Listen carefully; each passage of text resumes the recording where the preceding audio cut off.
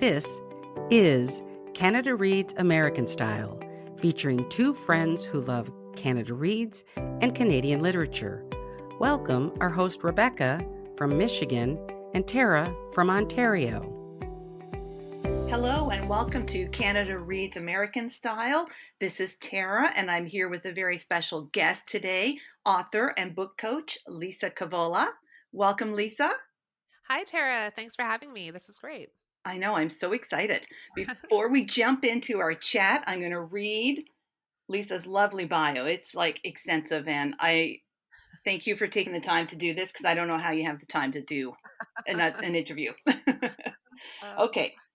Liisa Kovala is a Finnish Canadian author and book coach. Her debut novel, Sisu's Winter War, was released by Latitude 46 Publishing in 2022.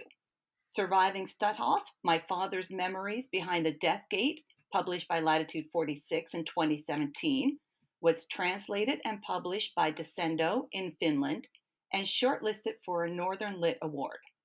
Liisa's short stories and creative nonfiction have been published in a variety of anthologies and literary magazines, and she received first prize in Geist's 18th annual Literary Postcard Short Story Contest. As a certified author accelerator, fiction, and memoir book coach, Liisa works with writers both in small group settings and individually. Liisa features fellow writers in her Women Writing newsletter on Substack, hosts the Women Writing podcast, and co-hosts Rekindle Creativity Women's Writing Retreats. Liisa's latest book is Like Water for Weary Souls and was published by House of Carew on October 12, 2025. And the Hygge House Nordic Cozy Mystery Series under the pen name A.L. Jensen will be released in 2026. Welcome. Wow, when you say it like that. Right? It's impressive. I'm like, it's an impressive bio. So let's jump in. Before we jump into your book, Like Water for Weary Souls, which I finished recently. And I was telling Liisa a couple of weeks ago, I made a little road trip to visit friends in Ottawa. And that was my book buddy on the way there and back. And it matched beautifully with the scenery as we were driving. Because I love a road trip and I love when a book just kind of I know when it jams. all just comes together, eh? I love Yes. that too. So good. Beautiful, just so good. And Thank sometimes you. like the winter light in the evenings would just, I was like, it's Yeah. perfect. It was perfect for Oh, the I book. love that so much. Yeah. Thank you. So let's discuss. So, Like Water for Weary Souls is a historical fiction. hmm In addition to the writing, before you even get into the writing of historical fiction, there's a lot of research. Can you Yes. tell us about that whole research aspect and then weaving historical fictions or, historical events into fiction? Yeah, 100%. I love historical fiction as a reader. I've always read it and I love writing it. But as you say, the research is intense. I really like history and I go into these big deep dives into some topic. And of course, you learn all these interesting facts. And so it's kind of my wheelhouse. I really, really enjoy it. In this case, I was sort of interested in two major topics. So I'm a Finnish Canadian. My dad was born in Finland. My mom is Finnish, first generation, born in Canada. So I've always been interested in my Finnish heritage. And I was reading a book by Varpo Lindstrom, and it's called Defiant Sisters: A Social History of Finnish Immigrant Women in Canada. And she was writing, she wrote about, many decades, but I came across a section of the 1930s and she was talking about my hometown of Sudbury, Ontario, a mining town during the Depression. And I'm like, what were the Finnish women doing then? And so I learned some things I had no one talked about when I was a kid. So a lot of women were domestic workers. So that makes sense. There wasn't a lot of opportunities for women at the time. There were a lot of Finnish women running boarding houses, legit businesses where people, paid their rent. Great. Some of those boarding houses, not all, but some were actually brothels. And there were Finnish madams. And some of the women were bootleggers. So I just, that's not something my parents told me about. No. So when I came across this part, I'm like, I really think this is fascinating. And of course, story starts to pop up and characters and who these people were. And then I was also interested in a portion of Finnish history that I think is really fascinating. In the 30s, during the Depression, so there was a place called Soviet Karelia. So in the Soviet Union, there was a portion called Karelia, which they were enticing Finnish North Americans to come and live there and bring their trade, right? So if you were a lumberjack or something like that, you would go and contribute to this society. But it would be a place where you could raise your children in Finnish, and you could, start a community that was like, it was a sort of called a Finnish Socialist Utopian Society, or a workers' paradise. Well, these things never go well, and it didn't. It got really dark. So I was interested in those kind of time periods, and what Finnish people were doing in Finnish immigration. And so the history part of it, that research part of it, is really intense, because you do want to know everything about the time period, about what's going on in that location. And then the fiction part is so fun, because then you take these characters that you've invented and pop them into this time and be like, okay, now what are you going to do? Like, what's going to happen next? So I really think that's a lot of fun to populate these historical times with characters that modern readers can identify with, Mhm. and that they can feel like the things that are happening in this historical time are relevant to us and reflect what we go through when we're having difficult times, or the economy is not great, or work is not there for us. So we have the same feelings, and we have the same attitudes towards our families and towards work and all of those things. So I kind of love that, right? Just Yeah. that juxtaposition of our current state and the past, and how we're really not so different, and times haven't changed that much. Yeah. Do you ever find that you have to cut out, because if you're learning with all this research and you're learning all these beautiful tidbits and events, do you ever find yourself having to cut details out that you really want to leave in? I'm always finding like these great ideas, and I'm thinking, how can I work this in? Mhm. But it's for me. And it's not really serving the story. It's not necessarily interesting to the reader, or it might be if in the right circumstance.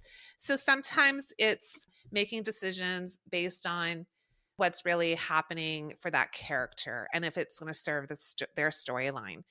Even though I'm fascinated by it, like, I'd love to do a deep dive and tell the reader all Yeah. about the thing, but the readers don't really care about those kind of like information dumps that we as writers sometimes want to include. And those are those sections where often it's long passages of explanation about a time period and what was happening in statistics or something crazy like that. And you just have to get rid of them, Yeah. or maybe have like a little tiny reference to something that's, just to give some context. But yeah, I definitely, there's much more research happening that does not end up in the book than what actually, you've done. Very, very little of it actually shows up in the book. But I think the writer still needs to understand what happened in that time to make it authentic, to make it feel like it's real. Mhm. So yeah, it's kind of sad. But I also say to people, don't delete everything, like just move it into a new document. Maybe you can use it later for an Yeah, article or totally. something else. Yeah. I also find, as a reader of historical fiction, that it leads me into little, like, journeys Yes. and rabbit holes, right? So maybe something that you couldn't leave in your book, maybe the writer or reader somehow gets to it anyways, Yes, I right? agree with that, because we become fascinated by this topic that maybe we haven't encountered before, and then Mhm. you're like, "Ooh, I need to know more." And then I'm like, I'm always Googling things Yeah. constantly. Like, I can't watch a movie even without Googling something, Me because it too. brings Me me to too. the next idea. Yeah. I For find sure. sometimes if I have my phone with me when I'm reading, eventually I'm like, okay, just walk over to the other side of the room and put the phone away, because Yes, just stop Googling stuff in the book yes. and focus. So true, so Yeah. true. Okay.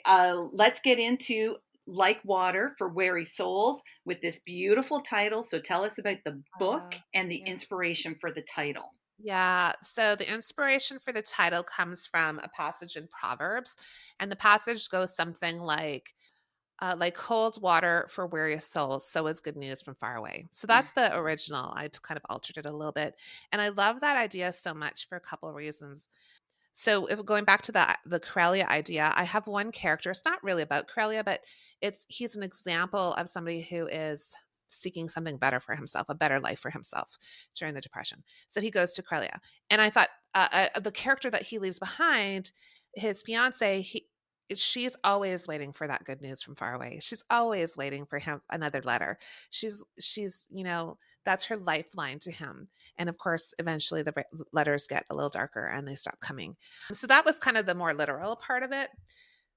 But the book has a lot of connections to water, and water can be a lot of things depending on the situation. In this book, it can be hope because they do come across the ocean to start a new life in Canada from Finland. There's that anticipation for something better.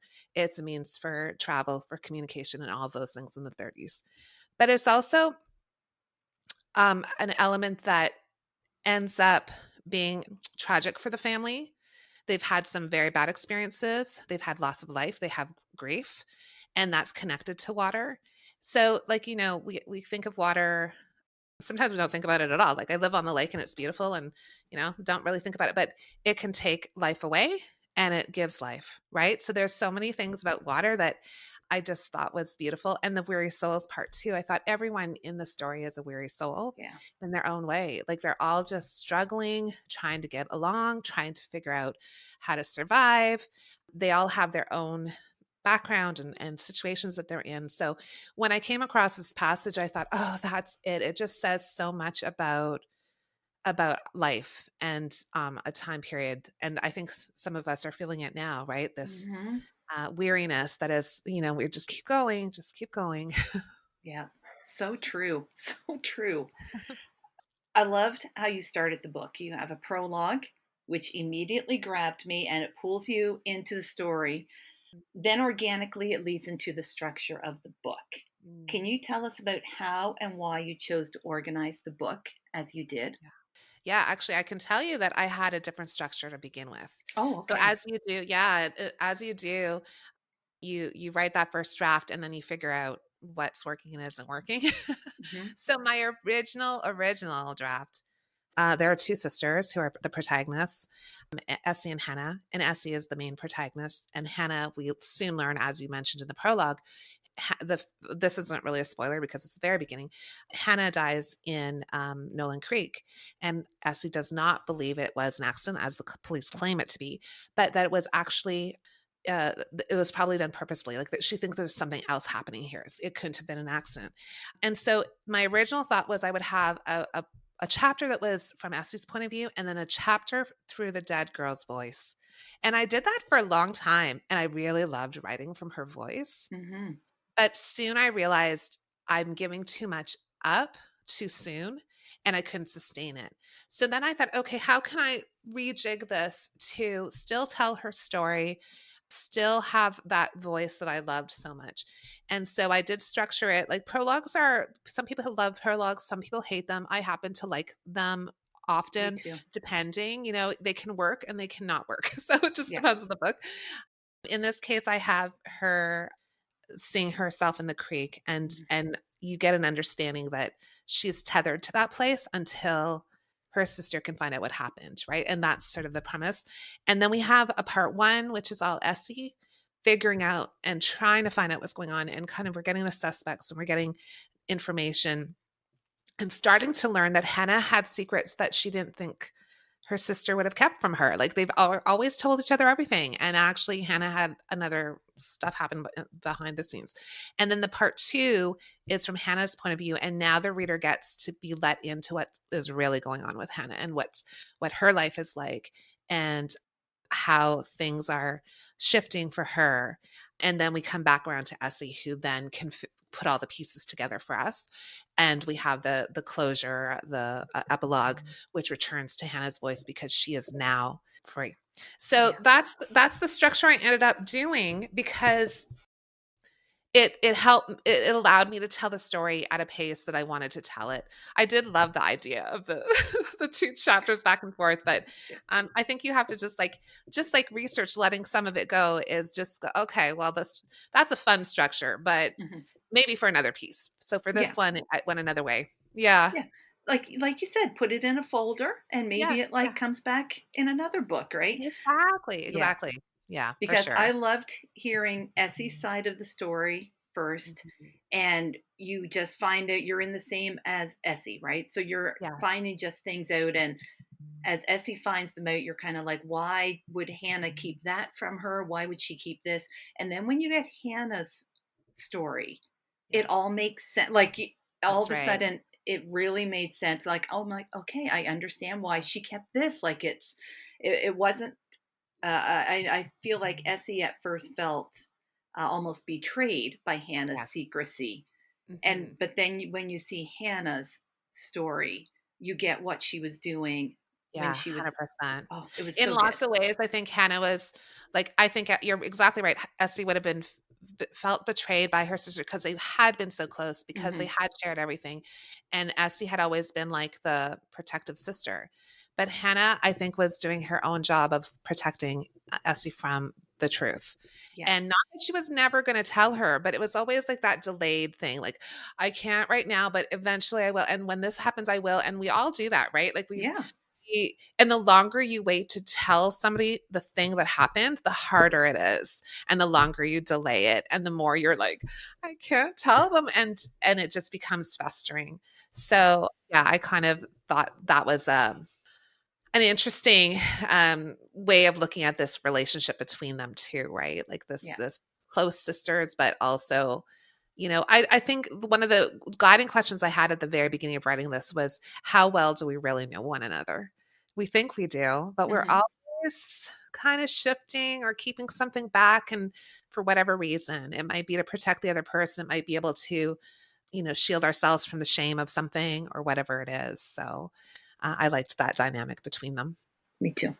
Okay, you mentioned, so the book is set in April 1933 Sudbury, and it Mhm. isn't. I loved this aspect of the story. It is an in between season, so it's late winter, early spring. Why did you choose this particular season in which to set your story? As like this is not a spoiler, as we said, we find at the beginning, as a drowning could take place at any Yeah, time of the year, right? In almost 100%. any season. Yeah, I love this question so much because I did think about that. Like, will I have her in the winter? And, you can have winter and ice and you can break through and it can be terrible. You can have summer drownings. You can have, any time of the year. So the spring kind of like, I love when you can take something that is fairly mundane or something that seems like there's no real meaning behind it, and kind of put a little extra layer of something on it. So Hmm. spring is that kind of liminal space between time, and it's like we haven't quite left winter, like, especially in Sudbury. Anyone who lives in the north knows that, you can be in May and we can get a snowstorm. Like, Yeah. you're waiting in March, you're like, oh, spring is coming, and then in April you're like, oh my gosh, we're still in winter. Like, it's this changeable time of year where you can have a beautiful day followed by a snowstorm, and then it can melt. And so I wanted this kind of time when there's like uncertainty. It's Mhm. there's there the ice had been melting, and there had been some water flow. And of course in the spring, Nolin Creek, if you go there now, isn't very active in the area that I'm writing about. But at that time period, they didn't really have any water, like they weren't really restricting the water flow, so they had lots of floods. So there Okay. was a potential of flooding. There's a potential of freezing. There's all these kind of like dangers, and I wanted Hannah to know and Essie know that you don't do that. Like, you wouldn't cross the creek at that time of year because it's dangerous. And they know that from other things that have happened to their family in the past related around water as well. So I kind of love the idea that not only is it practical time of year where it's like there's uncertainty, but also that kind of headspace of, a shifting between seasons and uncertainty, maybe some danger, maybe like just that feeling of the kind of where everyone is in their life during the depression. Like, it's all Mhm. kind of up in the air, and what's it going to be like. And so I kind of loved the idea of putting it in the spring. And, like I say, Northern Ontario it's pretty iffy at that time of year. You just don't know what you're going to get. And Yeah. things can, like, you can be driving down the road one day and it's perfectly fine, and then a couple hours later you're skidding off the road because it's icy. Like, it kind of reflects, I guess, what's happening with the characters. Yeah, that's why I totally found it reflected Essie's state of confusion too. Like, did Yeah. she know her sister? Did she not? what Yes. happened. Was it a drowning? Was something like, and even what's going on with the citizens in the town at the time too, with the police. Can she trust the police? Can That's she? it. Yeah, yeah, I loved Exactly. I it. love that you picked up on that. Yeah, So great great. choice. Great choice. Thanks. Okay, I mentioned the term, the concept of sisu in your earlier book. So the Mhm. right Sisu's Winter War, and again we have sisu mentioned in this book. Tell me Mhm. about sisu. Oh, it's my favorite topic of all time. So sisu is a Finnish concept. It's like an ancient concept, but I think it was probably first written down in, I don't know, the 16th century or something like that. But it doesn't have a really an English translation. So the best I can do is the language most people use around it: determination, courage, grit, resiliency. Mhm. But it goes beyond that. So where grit ends is where sisu starts. That Yeah, like you're pushing, like you feel like something isn't going to go well, it's not going to have the outcome you desire. You've gone as far as you think you possibly can, and then you just keep going anyway, right? You yeah. just keep pushing through. Sisu became a word sort of in the lexicon, like English lexicon, during actually in the 30s, because Finland and Russia had the Finnish Winter War, and of course, Finland is a little tiny country, aged weaponry, small army against this behemoth, right? Like Hmm. David and Goliath scenario. And so Sisu was talked about even I think in the New York Times. And that's when it was sort of introduced to English speakers as being this bravery that it goes beyond just like being brave, but actually pushing through even if you think it's not going to work out. And of course, they didn't win the war, but they were really admirably perceived by the rest of the world. So yeah, Sisu is a concept I've known all my life, and I think I've try to lean on it in my own life. I talk about it with my characters. I talk about it with my writers. I think about how we can use Sisu to keep writing and to get our projects done. Like we can be optimistic and hopeful, but that's not going to get it done. But Sisu, Sisu can get it done.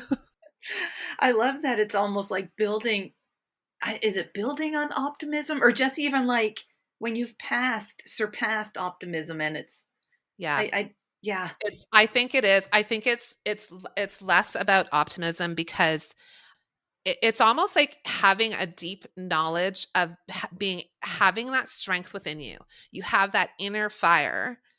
Even I think the key thing is even you don't think it's going to happen. Like it's not going to end well, but I'm just doing it. I'm doing it anyway. Yeah, And it's like that you need something extra to be able to do that. And yeah. then lo and behold, sometimes it works out and everything is fine. But I think it's sort of this, it's a little bit dark in a way, that kind of, Mhm. like but I think it can serve us really well. And I think everyone has to sue. I just think like Finns claim the word, but I think we all have it. And when we really know we have it is when something really terrible happens in our life and we have to struggle through. And that's when we find strength we didn't know we had. So I think that's, something really deep within us. No, that's beautiful. Thank you for that. Because when of course, that was one of my little like rabbit holes that I went down, and it was just described as like stoicism, determination. But you've brought like so much more to it. It's hard to describe because those words all circle around the idea of it. Yeah. They're all correct, but not quite there. And that's why we don't have an English translation because it's such a deeply ingrained idea that has no language.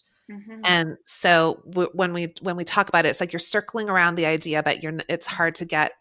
I wish there was a direct translation. We just don't have it in English. We're getting close with some of those words, but Yeah, I think our English idea of it always, you still have this sense of optimism that if I yes, just pull through and push yes. through, that you're going, like everything will be fine. It'll be fine. Yeah. Yes. But And this sometimes is you're, a little bit darker, like, it yes, might not be fine, but that's yeah, okay, I'm going anyway. you Like, still have to do it, I right? still do it. Mhm. Yeah. Exactly. That is very timely. I think so. It's We all very need our timely. sister right now. We Yes, I all think need it. So, we all need it. We need to remember we have it, and it's not about It's not to say don't be optimistic or don't be wishful Yeah. thinking or don't dream of something better. It's not about like negating any of that, but it's that you actually have this internal power and Yeah. strength, and you're going like just keep going. And Yeah. really realistically, okay, so in the winter war scenario, did not end well. But in our daily life scenario, over time, I think I have to be optimistic enough to say that we will pull through all the things. Yeah. We're amazing as human beings, right? But we have to sustain that. Like, don't give up now. This is not the time to give up. Keep going, right? Yeah. Even though it doesn't feel like And like I things are going think to get better soon. yeah, I think we all need like embroidered pillows, sisu, Yeah. an embroidered Yes. pillow, and just sit there so every day we can see it Yeah, and be like, just keep absolutely. going. We've got Yeah, this. Yeah, for that's sure. awesome. Thank you. Okay. You're welcome. Okay, let's move beyond your lovely book and into a few other areas of expertise, which we touched on in the bio. Your work as a book coach. I'm fascinated by like book coaching. Yeah, let's hear it. Yeah, I left teaching in 2022. So 5 years before I was supposed to retire, I thought, okay, I'm going to do something else. It was just at the end of COVID, and I thought, okay. And I came across Author Accelerator program for book coaching, and I thought, is this for real? Like, can I make a living as at like helping people with their books? Because this is what I love. I love to write. I taught English and creative writing to high school students. Like, this is just my wheelhouse. And Mhm. indeed, I had a friend who took the program actually, and I'm like, is this for real? And she's like, yeah, actually it is. And I got into it. I did the program, very rigorous program. I learned so much about writing. I'd already done a creative writing certificate. I'd done Humber School for Writers. I'd done many things, but this program was really eye-opening, and I loved it so much.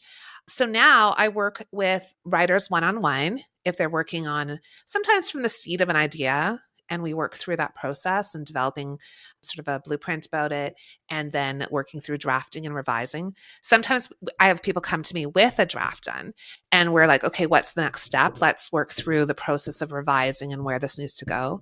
And sometimes somebody has they've worked on it for years, and they just want a developmental edit. They want me to look through it, give them feedback, do an editorial letter, and all of that. And then I have small group book coaching classes as well, and they're so fun. You might have 6 or 7, sometimes 8 writers, and we work through that process, and we have these lovely conversations, and I give feedback every week on their work, and you can just see the light bulb moments, and you Mhm. can see that kind of energy they have, and they're supporting each other. And sometimes it's really different genres too. Like, you might have a fiction writer and yet memoir writer, and you have somebody else doing, I don't know, supernatural, and somebody else is doing historical fiction, and they learn from each other as well, like about the different genres. So it's just really, really fun. And I'm I just love it. Like, I didn't know that this was a career Yeah. choice until recently. And so I've been doing this since 2023, and I would never look back. Of course, it's, bringing together all of my loves, my love of writing, my love of teaching. I like developing curriculum. I like, I'm kind Mhm. of, like that as a teacher. So it's bringing all the kind of things I've done over the last several decades together into this new era of work, and it's just great. It's amazing. Now, are they virtual or in person or both? Yeah, so all the meetings I have for the groups are online because Okay. people are scattered. Like, I have some from the States, some in Canada. So that way everyone can be together. And one-on-one tends to be online too because they are scattered. Like, I have clients in the States and various places. So, but I do run sometimes workshops that are in person. In Ontario, usually is where I do them. Sometimes I do workshops by Zoom for, I did one for Sisters in Crime in New Jersey a couple months ago. That was really fun.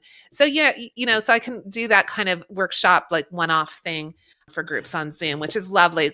Like, one thing out of the pandemic is that we all understand, okay, Zoom is a Yeah. great way to communicate and connect to people. So Mhm. that's been great.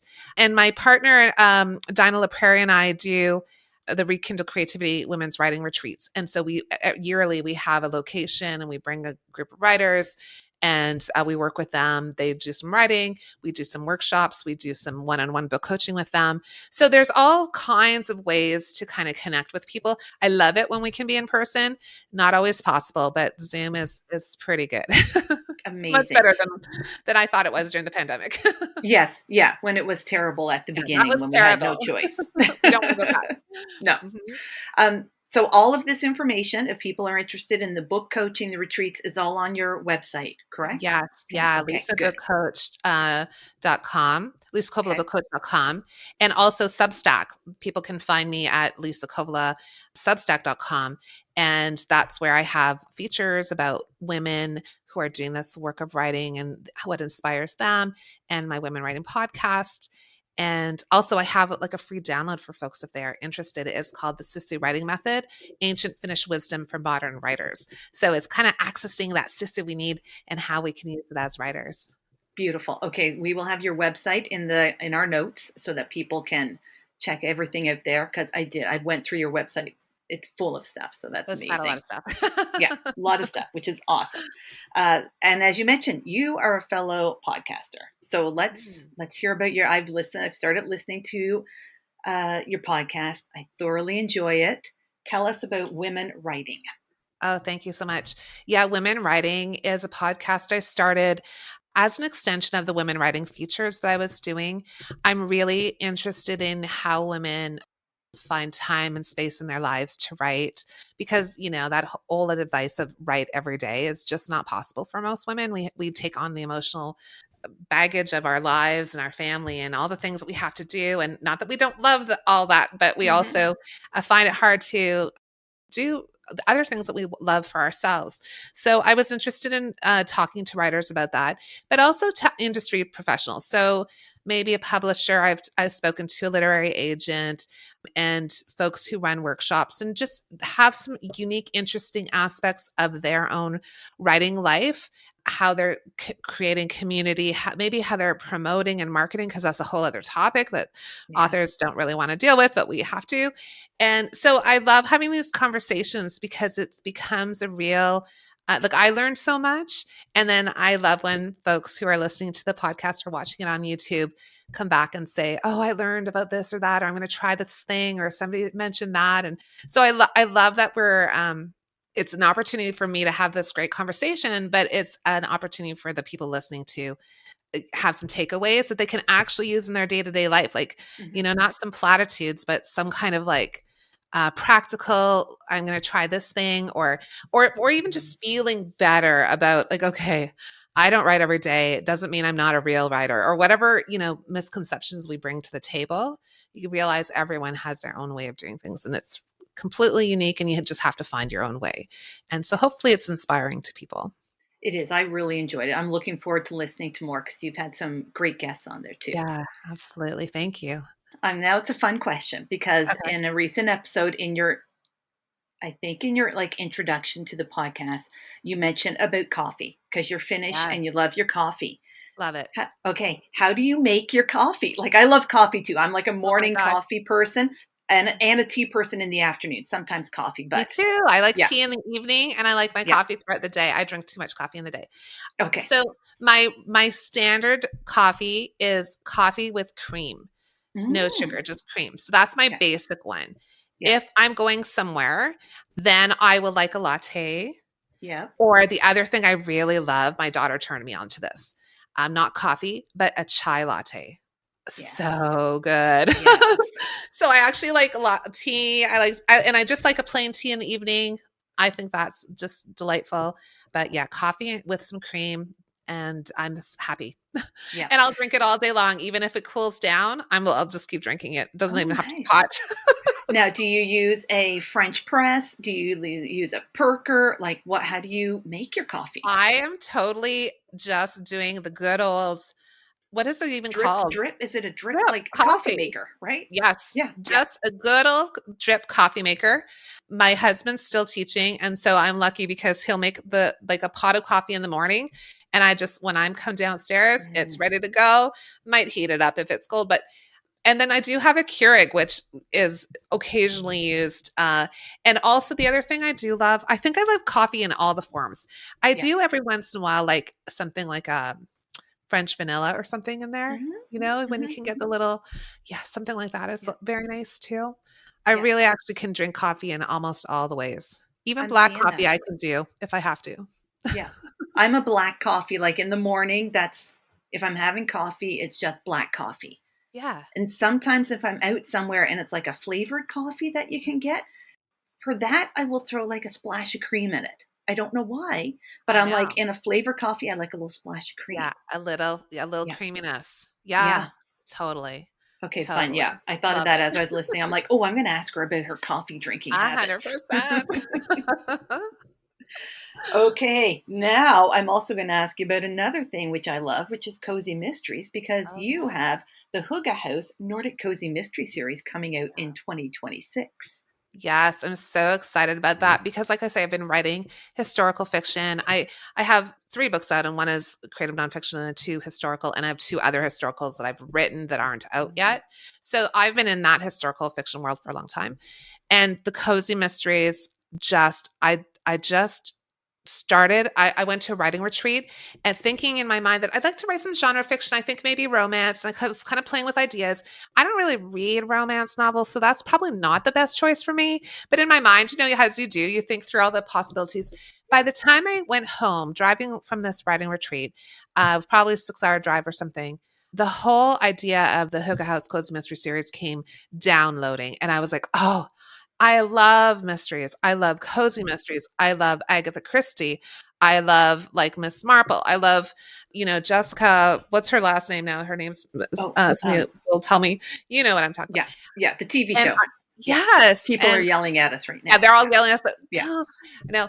and so I just thought, okay, I need to do this, and I started writing, and it was just so delightful. And maybe that's what I needed. Like as we were talking about at this time of life when we need this interstice. I think I needed some lightness, some joy, some Hmm. fun, a quaint town, quirky characters.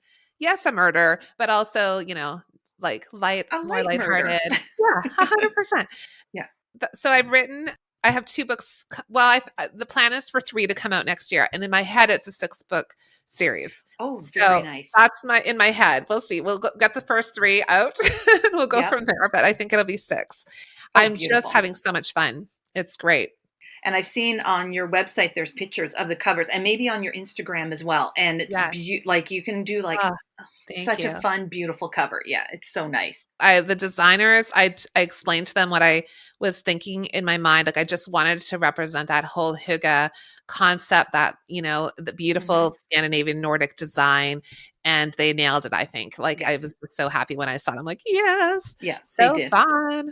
Awesome. I can't wait. Because I love also, I'm the same. I love like a murder mystery, but once you throw that coziness into it, so you get that sense of place and those characters that you just want to sit down and have a coffee with, and it's like sold. Yeah, Yeah. 100%. And because I'm always leaning into my Finnish history, I decided with this series I would go Nordic. Hmm. So I can cover a lot of different little references to Nordic countries, and I can bring in traditions. I can bring in all kinds of little things, even though my town is North American. It's still got these sort of inspirations, and that was so fun. Awesome. I cannot wait. Oh, great. Excellent.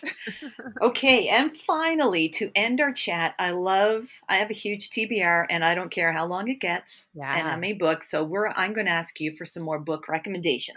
These Okay. can be your current reads, memorable recent reads, your all-time favorites, whatever you want to throw at us. Okay, I have 3 that I wanna share with you. So the first Okay. one is one of my most favorite historical fiction books, and I read it several years ago, and I think I've read it 3 times now because it's so good. Wow. It's called Burial Rites by Hannah Kent. She's an Okay. Australian author, but she wrote about the last woman executed in Iceland in 1830. And I like the whole atmosphere of it, the historical connection. Oh, I love her writing style. I love everything about it. So if you're fiction of historical fiction, Burial Rites by Hannah Kent is just beautiful and interesting and eye-opening and unexpected. So Done. Added. yeah, for sure. And then the book I'm reading right now, I'm almost done it, is by Benjamin Stevenson. Everyone on the Train is a Suspect. And I'm almost done, and it's so fun. If you're a fan, it's a cozy on a train in Australia. My husband happens to be, his family is Australian, so that was kind of fun to be reading about places we've been. But also, the voice of the main character is so strong. And he's just like, he's talking to us. He's telling us like, he knows how it ends, but he's going to bring us on the ride through his mystery. And it was really a fun way of structuring the novel. And then the on my to be read list next is a book I've read, but not for decades. I think I read this when I was a teenager. So I'm excited to come back to it because I don't remember it. It's Agatha Christie's The Murder at the Vicarage, which was a Miss Marple book, and it was published in 1930. So I kind of love the idea of reading a 1930s mystery by the Queen herself when I've been talking so much about the 1930s and doing all this research. So what a fun way to kind of like look at it from another angle. So I'm looking forward to opening that cover soon. Awesome. I love how you also organize that, like past, present, future. Yeah. Thank you for that. I love that whole little symmetry of it. Burial Rites, I haven't read, but just recently I saw it somewhere and I'm like, that sounds really good. So now it's for sure moving up my list. Everyone on the Train is on my list. I cannot wait to read that series. I have to jump into that. Yeah. And I'm a huge Agatha Christie fan, of course. I am like moving through her. I have to do it systematically. I like that. So I'm moving through the Poirot books at the moment. Okay. Oh, I love the Poirot books. Yeah. I think that's a good plan because I read everything as a young person, but you know, you read so much in between and like 30 years later, you're like, what's that one about again? And so I think it's time to revisit them. I love what you're doing. That's a great idea. I have now like it's there that I might jump into the Miss Marple just to like have a different protagonist, like have a little feminine energy into my Agatha Christie now, and then go back and forth between the two maybe. Yeah, that's a good idea. Yeah. That is. Thank you. Yeah, thank you for that. This. Working on that. I think I'm going to be following you along here. Yeah, for sure. Yeah, let's do it. For sure. So good. Okay. Thank you so much, Liisa, for taking the time and like this conversation. This was awesome. Yeah, this was so fun. It was delightful. Thank you so much for having me. I just love your questions, and that was a really fun conversation. Thank you. Well, maybe we'll have you back for your Hygge series. That would be great. That would be so fun. Yeah, we'll have coffee and discuss the Hygge series. Right. And we can catch up on Agatha Christie where we are. Yeah. Sounds good. Okay, everyone. Thank you for joining us. Thank you, Liisa. Liisa's all of her info will be in the show notes. Pick up her books, and keep reading. Happy reading. Thank you for joining us on our bookish journey. If you enjoyed this episode, please consider subscribing, rating, and reviewing Canada Reads American Style wherever you listen. You can connect with the podcast and Rebecca on Instagram at Canada Reads American Style and with Tara at On a Branch Reads. Until next time, keep reading.